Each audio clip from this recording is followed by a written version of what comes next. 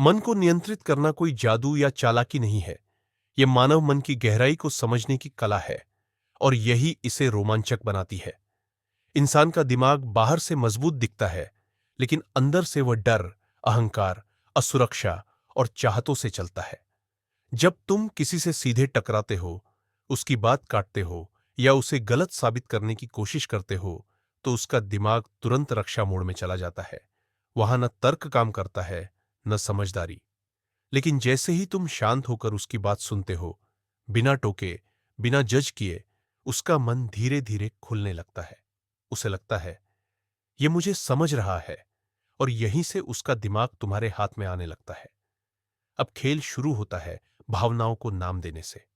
जब तुम कहते हो, लगता है आपको डर है कि कहीं नुकसान न हो जाए, या ऐसा लगता है कि आप दबाव में है, तो उसका दिमाग चौंक जाता है, क्योंकि तुमने वह बात बोल दी जो वह खुद अंदर दबाए बैठा था।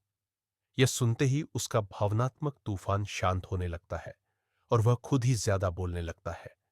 फिर आता है आईना दिखाने का जादू। उसके आखिरी कुछ शब्दों को सवाल बनाकर दोहराना। इससे उसका मन गहराई में उतरता जाता है और वह बिना महसूस किए अपनी कमजोरियां, चाहते और छुपे सच खोल देता है। सबसे बड़ा रहस्य यह है कि हां नहीं, ना शक्ति देता है।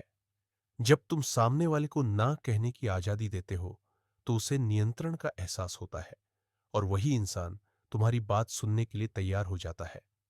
तुम उसे दबाते नहीं, बल्कि उसे सुरक्षित महसूस कराते हो। धीरे धीरे उसकी असली चिंता, उसका डर और वह छुपी जानकारी सामने आती है, जो पूरी बातचीत की दिशा बदल देती है। इस पूरे सफर में तुम ना आवाज ऊंची करते हो, न चालाकी दिखाते हो। बस चुप्पी, धैर्य और समझ से उसके मन की गांठें खोलते हो।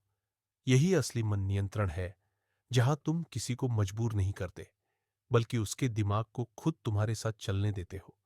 इसमें लड़ाई नहीं होती, बस एक गहरी मनोवैज्ञानिक यात्रा होती है, जहां सामने वाला समझता है कि वह जीत रहा है, जबकि असल में खेल की बागडोर तुम्हारे हाथ में होती है।